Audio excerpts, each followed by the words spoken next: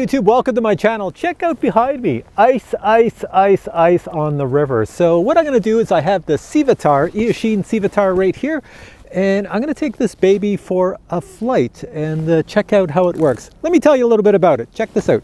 So the Eachine Cvatar, here it is. Let me tell you a little story about this and then I'll show you the flight footage. So the Cvatar is a drone I reviewed before. I reviewed the 4S analog version. It's not very expensive and I thought it was a really good Cinewhoop because Cinewhoops are awesome for beginners. As long as you fly them over grass, they're really good because it takes a lot of throttle input to get them going, and when they go, you know, they're pretty manageable, and they have bumpers all around, so you're not going to hurt yourself or other people, or if you bang into things, they should survive as long as you're not going full speed. So I told Banggood, you already sent me one. Why do you want to send me another one? And they said, no. The one we sent you is analog. We have a digital version. Do you want to check out the digital one? And I said, well, you know, I fly so many of my drones are digital. Why not? Send me the digital version. So they said, here is the one we're going to send you right here. Now, me being the busy guy I am, I didn't even look at the specs. I just said, yeah, send me the digital one, expecting that there would be a Cat-X Vista digital camera, which is like the least expensive digital camera because it's an Eachine product. I open the box when I receive it. It is a full-blown DJI FPV air unit in this. That is the most expensive digital system you can buy on the market today. It's in this. Not only that, it's a 6S version. Not only that, it has 3-inch props on super powerful motors that are 5-bladed props. 5-bladed props. Now, in the FPV world, if you stick more blades on a prop, it's got to push more air and it takes powerful motors, but it's got an F7 flight controller, good ESC, so I guess nothing's going to blow and it's running on 6S. So that means it's going to lift quite a bit, especially since it's got the full-blown DJI FPV air unit, which is heavy enough as it is. It's not super heavy, but I don't know. I was like, wow, this is like top of the line. And it's from Eachine? So I had to try it out. So I took it out to my local beach, which you're going to see in about 2 seconds here. Took it out to my local beach to fly it. Had a Hero 8 on the front, GoPro Hero 8, and wouldn't you know it, the battery in the Hero 8 died before I even flew. So I had to take my little DJI Osmo off my hat cam, stick it on the front, and fly with that. Now the DJI Osmo Action, it's not bad, but it's definitely not a GoPro Hero 8, so the footage you're going to see is from the Osmo Action, and it looks pretty good.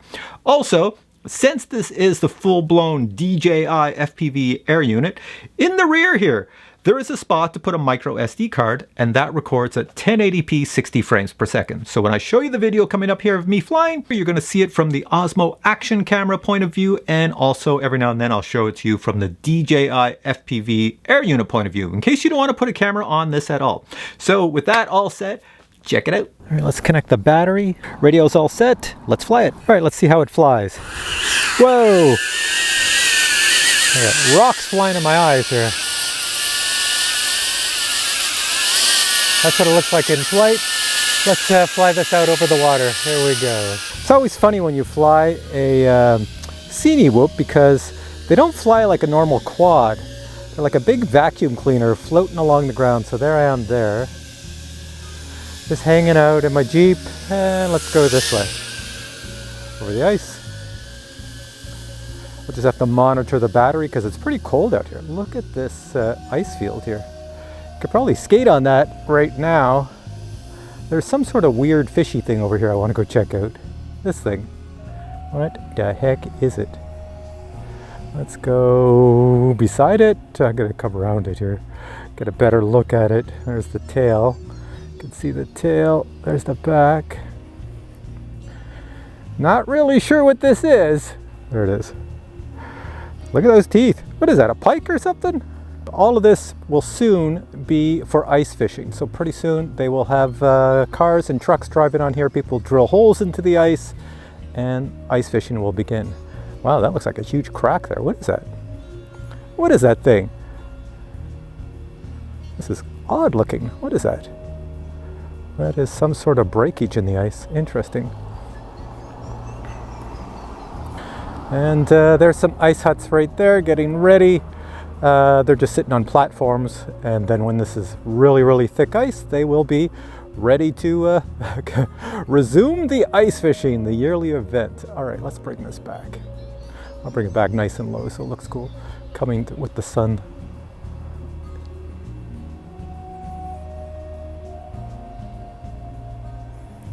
Here we go. Look at this. This is why Cinewhoops are so much fun, because you can fly them really slow and get the cinematic type footage. Here, I'll go over here over the docks, the frozen docks.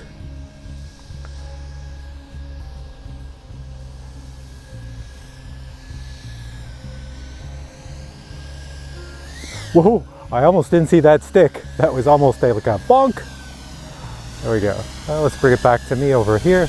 Let's turn it around and face me and put it down right over here by my bag. Look at the dust. Ooh, nice. All right, I'm in a different part of the beach, and the flight footage you've seen here from my little Cinewhoop, my Cvatar, is all coming from this here Osmo Action. My GoPro that was on here, well, the battery died, and yeah, so I had to replace it with the Osmo Action. So all the footage you've seen so far, and you're going to see, is with this Osmo Action. Here we go.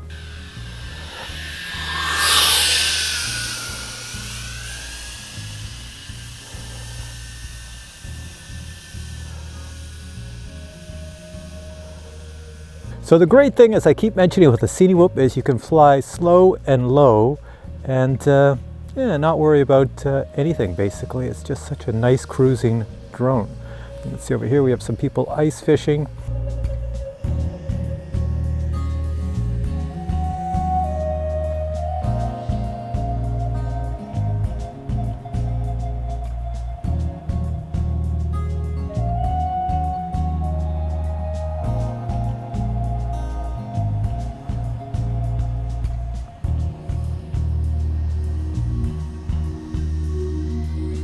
So if you're wondering with the Cinewhoop, you can fly low, and you can also have some punch, go up high.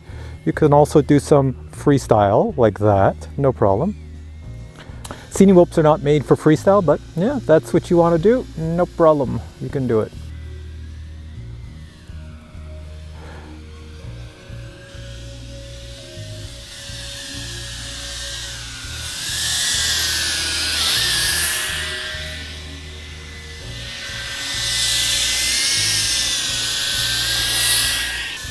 All right, let's bring this back in for a landing right over here. I'll get out of the sun.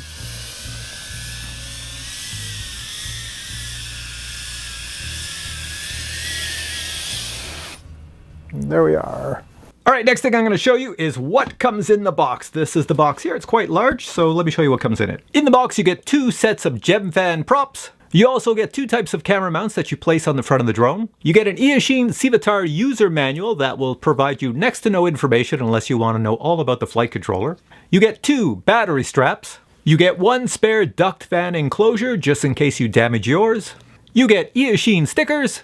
You get DJI FPV air unit documentation. Now, I'm sure a lot of you that are thinking of buying this, you probably want to know the specs, so let me take a couple of minutes and tell you all the specs on it. Here we go. All right, so the specs on this drone, I've already mentioned that it has 3-inch props, so we would call this a 3-inch drone in the FPV world due to the prop size.